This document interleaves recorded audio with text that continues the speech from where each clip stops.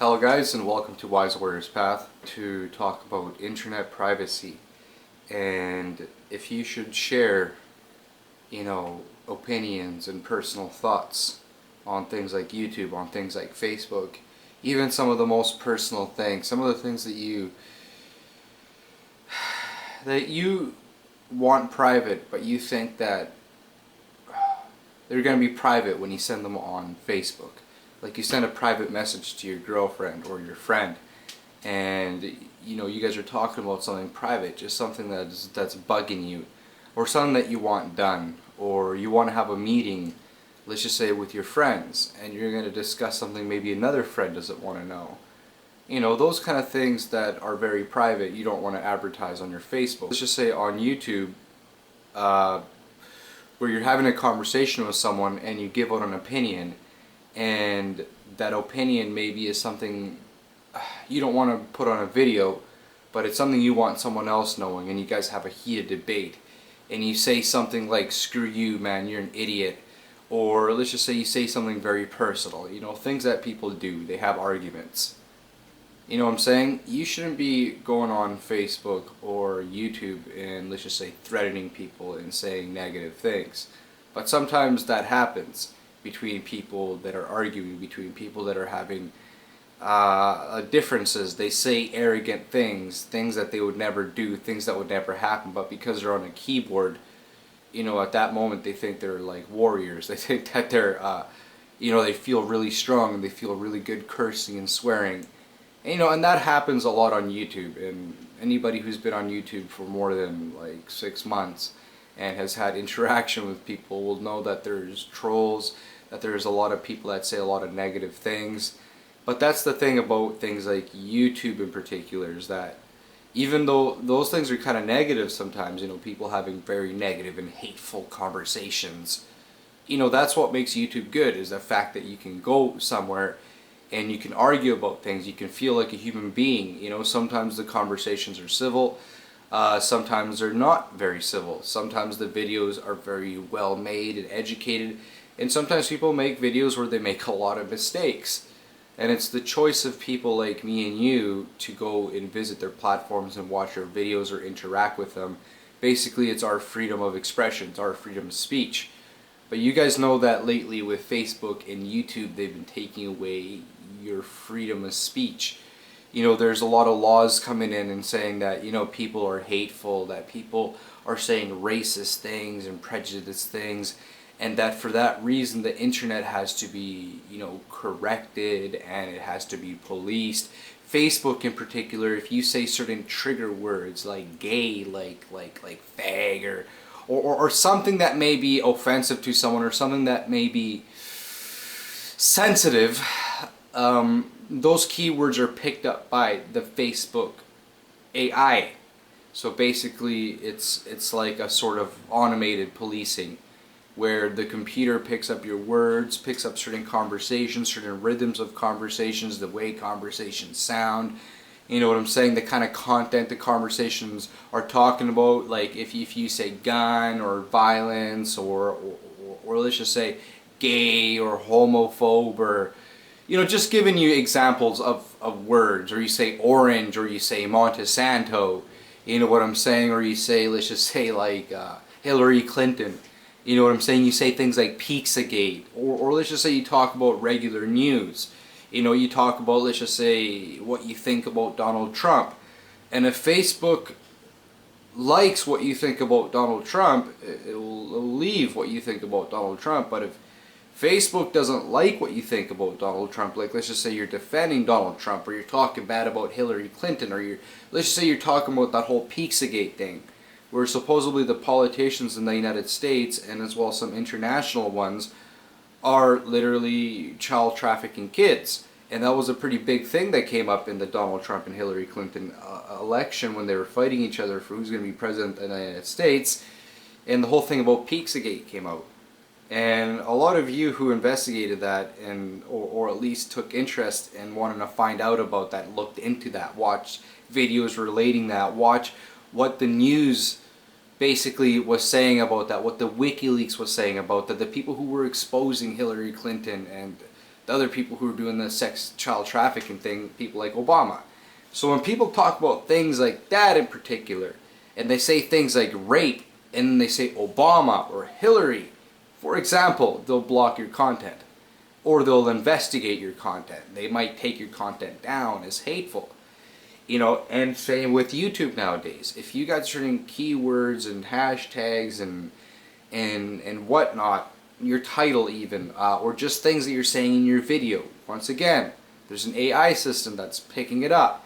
And if you say anything that they consider hate speech or offensive, or something that the people who are investing in YouTube doesn't like, which is basically any political opposition to today's consensus, your content will either be shadow blocked, your account will either be shut down, or basically, when I say shadow blocked, meaning that your content doesn't go anywhere. It sits there, but they make your page very unviewable, very hard to access.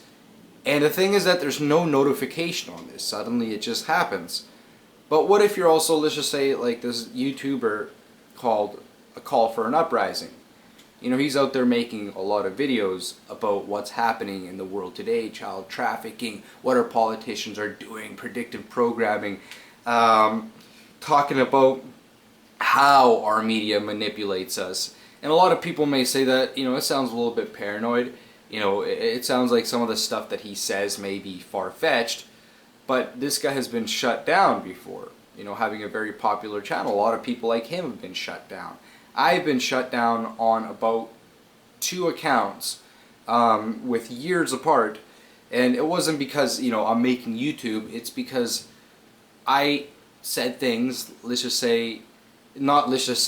what I said. I was very against the homosexual agenda that includes targeting our kids, like sectors of the LGBT movement or the whole LGBT movement, which basically targets our kids, which tries to play social engineering on our kids, on our families, on our lifestyles, where they want to put in our schools that a mass influx of homosexuality is good, that your kid wanted to be a transvestite at the age of 9 because his environment, the media, and even at school, they're putting this in his head.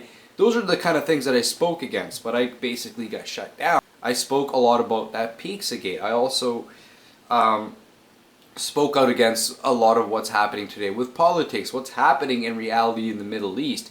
I talked a lot about, in reality, what Freemasonry is, how it's not just this club, but in reality how it's a situation that helps govern our countries, but in the worst way. We have people living like kings in the absence of good leadership. Well, the rest of the people are suffering. These people are like an organized group of crime. It's basically a crime. They're basically mafias that live within our borders. And what they do is that they leech. They feed off our people. They take off our people. They plot and plan together in their own community, in their own private space, to plot against how they're going to take money off us. How they're going to take our property away, how they're going to convince our children to follow an agenda that this specific group of people want. But what this specific group of people want may not be what the rest of the people want. But you see, people like that commit those kind of crimes and are in politics or are involved in, let's just say, influencing us while they're censoring us, you think that those are normal people. No, there's a reason why they're censoring us, but they won't censor themselves. In fact, every single thing that they're going to talk about relating, let's just say, corruption, they do censor it, but they don't stop talking about it. They just talk about it in a place where they're quiet, where no one sees them. If they're going to use internet or phone lines, they're going to make sure that their stuff is secure, because they're not us. They're not the rest of the population that has to live by those laws and those rules and those forms of governing that basically oppress us while giving a few unlimited rights. And when I say, should you share, your opinions and personal thoughts on things like YouTube and Facebook, absolutely not. Let's just say if you want to make a video like me addressing this stuff, maybe you should make a video like this. Or maybe you should make a video of something you like, something that your community might like. that's not relating politics, or how you do things at home, how you eat. What I'm saying is that you have to value your privacy. Even when you think you're in your most private times, you have to value your privacy. If you're going to talk about an important conversation on Facebook or business or anything that's going to change your life, talk about it to someone in person. Maybe send them a Facebook invitation saying, hey dude, why don't you come over so we can talk about this very important thing. But don't put it on Facebook. If you have a problem, or let's just say you've done something wrong and you don't want anybody else to know about it because you're scared, or you don't know what's happening because maybe you didn't mean to do something wrong, don't put it on Facebook. Don't even say it over the phone nowadays. You know what I'm saying? Because the thing about our governments is that they're using things like Facebook, our phone lines, everything, that all the conversations we have here in North America at least are recorded. Our conversations, us talking about anything, it's all recorded. And when you got an AI system picking up on key words, anything you say can be investigated, recorded, listened to. And what these people try to say is that if you got nothing to hide, then why should you question this? Well, I say I got my privacy to hide. I don't want people knowing what my kids eat. I don't want people seeing personal pictures of my kids. You know what I'm saying? That I may send over private Facebook saying, hey, this is my daughter or my son. You know what I'm saying? Like, I don't want to post this picture on Facebook, but I wanted to send you this picture. And someone else has it. Or let's just say you're talking about a very important piece of business. Or let's just say a piece of business that another corporation may be rivaling with. Who knows if that information may be bought by that corporation to investigate your Facebook? It sounds a little bit paranoid, right? But who do you think's handling this privacy of yours?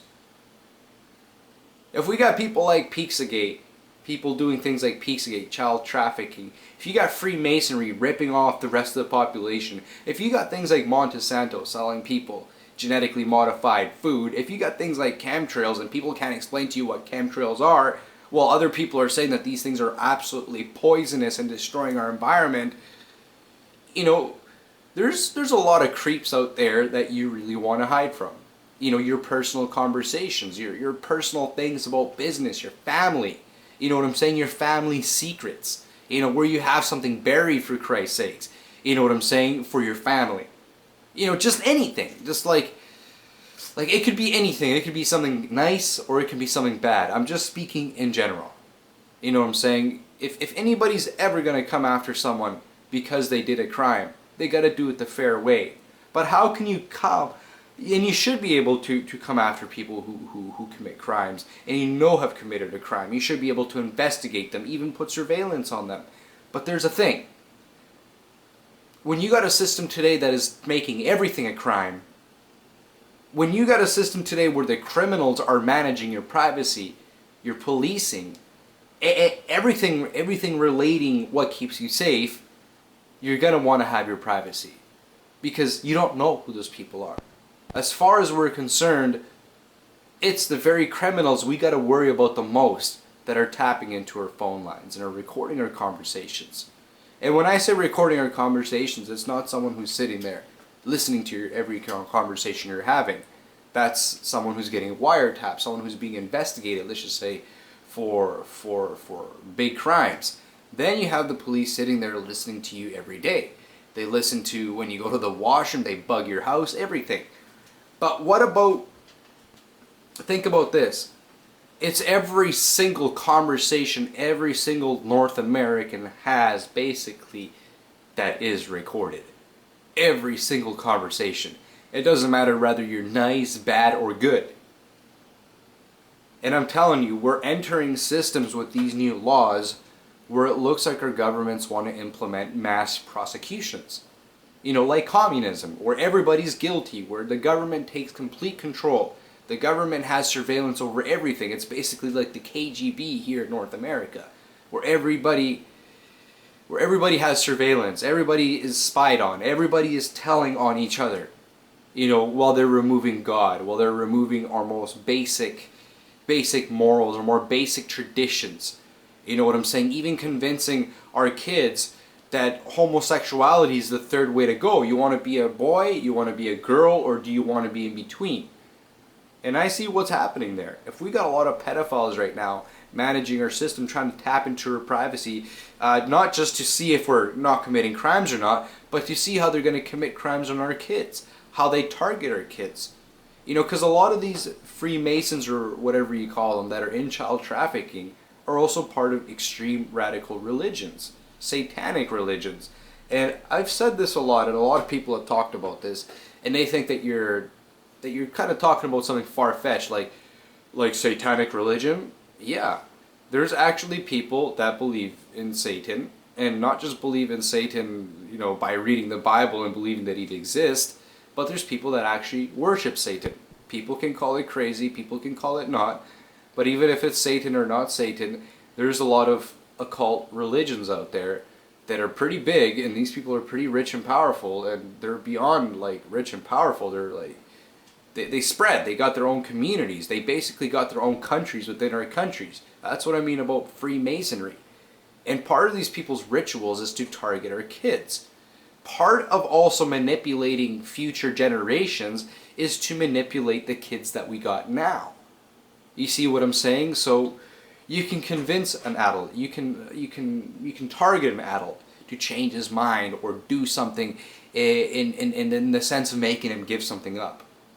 But the thing is that when you got a government that knows that all they got to do is target your kids so that the future generation can basically be enslaved, you know, like how they talk about all these millennials, you know, as opposed to all these baby boomers and all these people from the past who are God-fearing and, you know, won't change their ways. You know, we're talking about all these millennials, and look at all these millennials. Look at the way they think. They don't know God, you know, first of all. And second of all, these people don't know common sense. You know, they're convinced by everything that the media tells them. If the TV tells them that something's wrong in the world, they're going to believe the TV more than they're going to believe actually going out there and studying the facts, actually seeing the history. Because if you don't understand your history, you don't understand the lessons of your parents, you're doomed to repeat those mistakes. You're doomed to repeat that history. And the thing is that today, the media and the way our schools are teaching our kids, they're basically brainwashing them. They're basically re-educating the way history is and changing history, making history look like it was a situation that needs to shape the mindset you have today. You know, and sometimes in the most negative ways. Sometimes that means hating yourself, hating your culture, hating your past. You know, saying that, oh, we had slavery, we killed people, we had World War II once. You know, without completely telling you exactly how those situations played out, what was happening, and how our systems had a lot to do with negative situations that happened in the past 100 years. What the United States has done all over the world that a lot of people think is positive, but they don't understand that things like England and the United States have basically sponsored almost every kind of terrorism we have on this planet. And the thing is that there's a lot of people that would like to talk about that, but they can't. Hey, what are you doing, man? My boss sent me home. Serious? Yeah, he felt bad for me. I like laying on like. I stepped on something and it like, fucked me up. Let me finish this. Okay. So, anyways, I'm gonna end this video right here, and we're gonna continue this part.